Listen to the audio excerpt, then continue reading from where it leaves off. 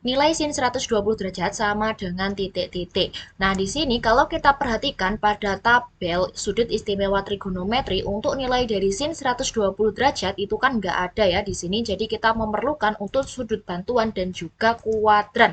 Nah, di sini untuk sudut bantuan yang bisa kita gunakan ada dua, yaitu yang pertama 180 derajat atau 360 derajat.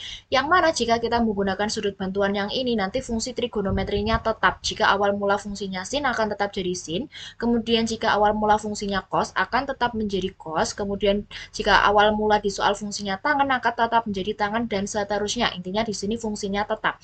Kemudian untuk menggunakan sudut bantuan yang kedua ini yaitu 90 derajat atau 270 derajat, nanti kita kalau menggunakan ini fungsinya akan berubah ya. Jadi fungsi trigonometrinya berubah. Jika awal mula di soal fungsinya adalah sin akan berubah menjadi cos dan juga sebaliknya. Jika cos akan berubah menjadi sin, jika sekan akan berubah menjadi kosekan dan juga sebaliknya. Jika tangan akan berubah menjadi kotangan dan juga sebaliknya. Kemudian untuk kuadran dalam trigonometri ada 4. Kuadran 1 dari 0 derajat sampai 90 derajat. Semua fungsi trigonometri kalau di kuadran 1 ini dia positif. Kemudian untuk kuadran 2 dari 90 derajat sampai 180 derajat di sini yang positif hanya sin atau kosekan. Kemudian untuk kuadran 3 di sini dari 180 derajat sampai 270 derajat yang positif hanya tangan dan juga kotangan.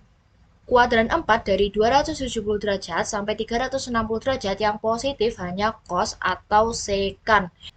Jadi untuk nilai dari sin 120 derajat di sini kita tentukan dulu mau menggunakan sudut bantuan yang mana.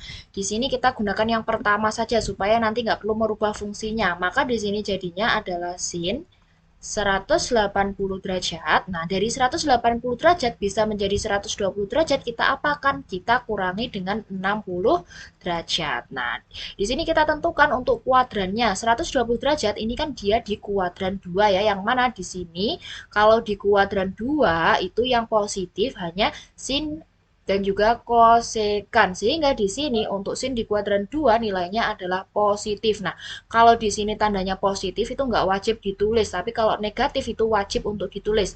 Tadi kita menggunakan sudut bantuan yang pertama, maka jika awal mula fungsinya sin akan tetap jadi sin.